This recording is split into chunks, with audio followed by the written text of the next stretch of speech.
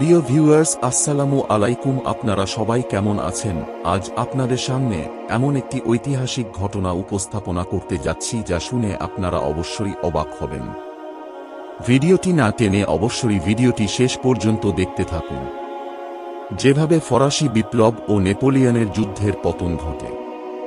Napoleonic যুদ্ধ ছিল Napoleon, France এবং বিভিন্ন ইউরোপীয় জোটের মধ্যে একটি দ্বন্দ্বের একটি সিরিজ, যা ইউরোপীয় ইতিহাসের একটি গুরুত্বপূর্ণ সময়কে চিহ্নিত করে। ফরাসি বিপ্লবের রাজনৈতিক অস্থিরতা থেকে উদ্ভূত এই যুদ্ধগুলি নেপোলিয়ন বোনাপার্টের ইউরোপে আধিপত্য বিস্তার করার এবং ফরাসি প্রভাবের অধীনে এটিকে নতুন আকার দেওয়ার উচ্চাকাঙ্ক্ষা দ্বারা চিহ্নিত করা হয়েছিল।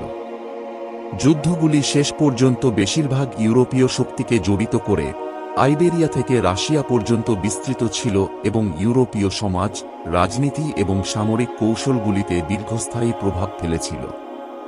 নেপোলিয়ন একজন দক্ষ জেনারেল হিসেবে খ্যাতি অর্জন করেন। 1799 সালে ফ্রান্সের প্রথম কনসাল এবং পরবর্তীতে 1804 সালে সম্রাট হওয়ার জন্য তার বিজয় লাভ করেন। তার সামরিক অভিযানের লক্ষ্য ছিল ইউরোপ জুড়ে দেশগুলোকে জয় বা মিত্রতার মাধ্যমে ফরাসি প্রভাব বিস্তার করা। যুদ্ধগুলি ব্রিটেন, অস্ট্রিয়া এবং রাশিয়া সহ তৃতীয় জোটের সাথে শুরু হয়েছিল। নেপোলিয়ন উল্লেখযোগ্য বিজয় অর্জন করেন, বিশেষ করে অস্টারলিড যুদ্ধ 1805 সালে প্রায়শই তার সবচেয়ে উজ্জ্বল বিজয় হিসাবে বিবেচিত হয়, যা কার্যকরভাবে তৃতীয় জোটকে বিলুপ্ত করে এবং বেশিরভাগ ইউরোপকে ফরাসি প্রভাবের অধীনে নিয়ে আসে। এরপরে নেপোলিয়ন চতুর্থ এবং পঞ্চম জোটের বিরুদ্ধে তার প্রচারাভিযান চালিয়ে যান, যার মধ্যে প্রুশিয়া এবং রাশিয়া অন্তর্ভুক্ত ছিল। তিনি আরও বিজয় অর্জন করেন, বিশেষ করে জেনা, আউস্টেড এবং ফ্রিডল্যান্ডে মহাদেশে তার আধিপত্যকে শক্তিশালী করে। যাই হোক, ব্রিটেন নৌ আধিপত্য বজায় রেখে একটি অবিরাম হুমকি হিসেবে রয়ে গেছে। ট্রাফালগারের যুদ্ধ 1805 সালে সমুদ্রের উপর ব্রিটেনের নিয়ন্ত্রণ নিশ্চিত করে এবং নেপোলিয়নের ইংল্যান্ড আক্রমণ করার পরিকল্পনাকে ব্যর্থ করে দেয়। ব্রিটিশ অর্থনৈতিক প্রভাব মোকাবেলা করার জন্য নেপোলিয়ন মহাদেশীয় ব্যবস্থা আরোপ করেছিলেন, ব্রিটিশ বাণিজ্যের বিরুদ্ধে একটি বড় আকারের নিষেধাজ্ঞা। যাই হোক, এই নীতি ইউরোপীয় অর্থনীতিতে চাপ সৃষ্টি করে এবং তার মিত্রদের মধ্যে অসন্তোষ সৃষ্টি করে।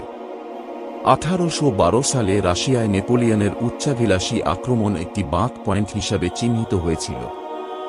দুর্বল পরিকল্পনা, কঠোর শীতকালীন পরিস্থিতি এবং কট্টর রাশিয়ান প্রতিরোধ তার গ্র্যান্ডে আর্মিকে ধ্বংস করে দেয়, যার ফলে একটি বিপর্যয়কর পশ্চাৎসরণ ঘটে। এটি ইউরোপের বাকি অংশকে উৎসাহিত করেছিল এবং ষষ্ঠ জোট নেপোলিয়নকে চ্যালেঞ্জ করার জন্য একত্রিত হয়েছিল, যার ফলে 1813 সালে লিপজিগের যুদ্ধে তার পরাজয় ঘটে। 1814 সালে জোট বাহিনী ফ্রান্স আক্রমণ করে এবং নেপোলিয়নকে এলবাতে নির্বাসিত করা হয়। যাই হোক, তিনি 1815 সালে পালিয়ে যান, সৈন্য সমাবেশ করে এবং 100 ডেজ চলাকালীন সাময়িকভাবে ক্ষমতা পুনরুদ্ধার করেন। এটি ব্রিটেন এবং প্রুশিয়ার নেতৃত্বে সপ্তম জোটের দ্বারা ওয়াটারলু যুদ্ধে তার চূড়ান্ত পরাজয়ের দিকে পরিচালিত করে, যার ফলে তাকে সেন্ট হেলেনায় নির্বাসিত করা হয়। নেপোলিয়নিক যুদ্ধগুলি ইউরোপকে গভীরভাবে পুনর্নির্মাণ করে, বিপ্লবী ধারণাগুলি ছড়িয়ে দেয়, জাতীয়তাবাদকে অনুপ্রাণিত করে এবং ভিয়েনার কংগ্রেস সহ উল্লেখযোগ্য রাজনৈতিক পরিবর্তনের দিকে পরিচালিত করে, যা ইউরোপীয় মানচিত্রকে নতুন করে তুলেছিল এবং ক্ষমতার একটি নতুন ভারসাম্য প্রতিষ্ঠা করেছিল। এই যুদ্ধগুলি সামরিক কৌশলগুলিকেও রূপান্তরিত করেছিল, গণসংযোগ এবং বৃহৎ আকারের কেন্দ্রীভূত সেনাবাহিনীর প্রবর্তন করেছিল, যা ভবিষ্যতের সংঘাতের নজির স্থাপন করেছিল। ইউরোপীয় ইতিহাসে নেপোলিয়নের প্রভাব উচ্চাকাঙ্ক্ষা, কৌশল এবং ক্ষমতার সীমাতে একটি গুরুত্বপূর্ণ অধ্যয়ন হিসাবে রয়ে গেছে।